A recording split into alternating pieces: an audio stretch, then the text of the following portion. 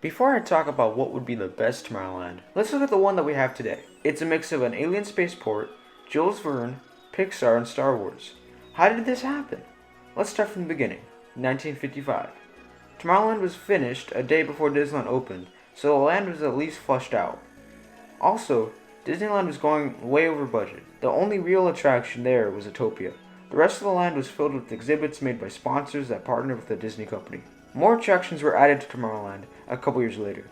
The opening day version of Tomorrowland was incomplete and not the ideal version of Tomorrowland. Fast forward to the year 1967. Tomorrowland was getting a major overhaul. New Tomorrowland was looking like a land of the future, finally. This new Tomorrowland had such famous rides such as the iconic People Mover, Adventures Through Inner Space, and the Carousel of Progress. Tomorrowland now had its rhythm, but tomorrow always catches up. So in 1977, Space Mountain was added to Tomorrowland, so there would be a ride in Tomorrowland that would appeal to teenagers. The year 1987 had a big addition, and that was Star Tours. Just a few years later though, Tomorrowland was planned to have a massive overhaul. In this overhaul, Tomorrowland was planned to become an alien spaceport. Unfortunately, these plans never came to fruition, because of budget cuts. What ended up being made was a Jules Verne-inspired Tomorrowland that didn't look good. A lot of classic rides were removed, including the People Mover, and they were replaced by the infamous rocket rods.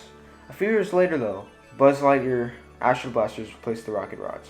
Most recently, Tomorrowland had a Star Wars overlay, but now that's starting to get phased out because there's literally a Star Wars land not even a mile away.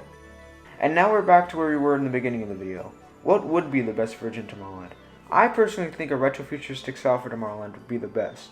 The closest thing we got to this was Tomorrowland 1967.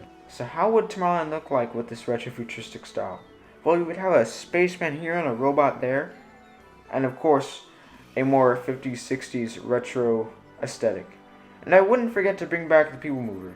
That's what the best Tomorrowland would be like in my opinion. Obviously, Space Mountain would get a retrofuturistic overhaul as well. And we couldn't forget the return of the iconic jetpack guy. I mean, he wasn't that iconic, but I just wanted to put him in because he looks cool, so. After doing all that work redesigning Tomorrowland, I feel satisfied with the version I imagined being the best Tomorrowland. I hope you enjoyed this video about what the best version of Tomorrowland would be like. At least in my personal opinion. Thanks for watching.